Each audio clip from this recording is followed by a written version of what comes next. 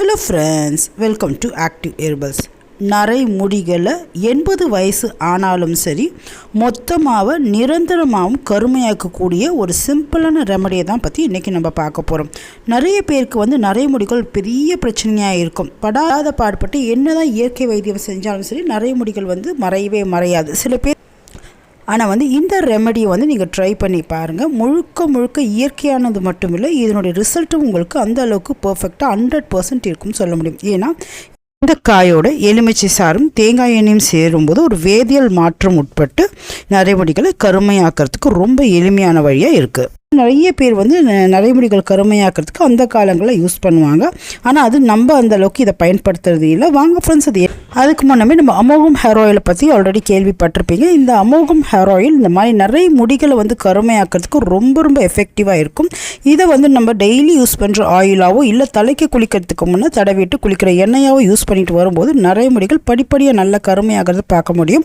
அது மட்டும் இல்லை, தலைமுடி வளர்ச்சிக்கு மிகப்பெரிய அளவில் உதவக்கூடியது. ஒரு மாதம் இந்த எண்ணெய்க்கு தடவிட்டு வரும்போது உங்களுக்கு 2 இன்ச் வரைக்கும் முடி வளர்ச்சிக்காக பார்க்கலாம்.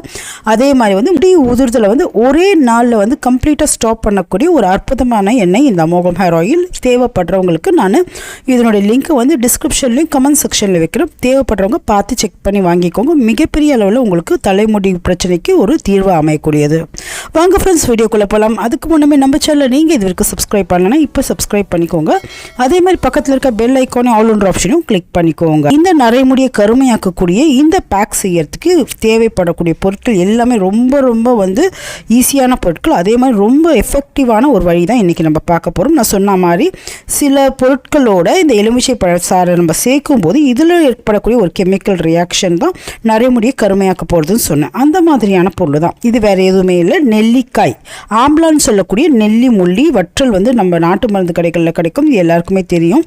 நெல்லிக்காய் தலை முடியை நல்லா வளர்க்குறதுக்கும் நிறைய முடியை கருமையாக்கிறதுக்கும் மிகப்பெரிய அளவில் உதவக்கூடியது.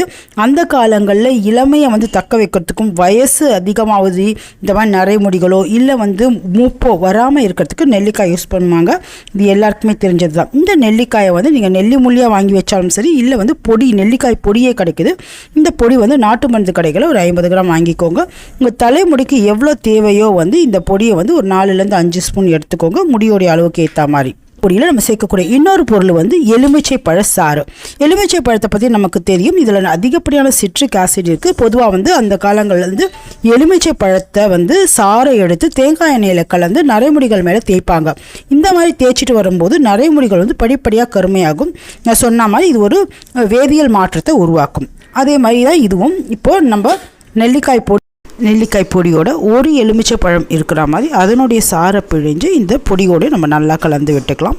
இதுக்கு அதிகப்படியாக நம்ம டை கன்சிஸ்டன்சி வரணும்னா தேவைப்படுற அளவுக்கு தண்ணீர் கொஞ்சம் சேர்த்து இதை ஒரு பேஸ்ட் மாதிரி நம்ம கலந்துக்கலாம்.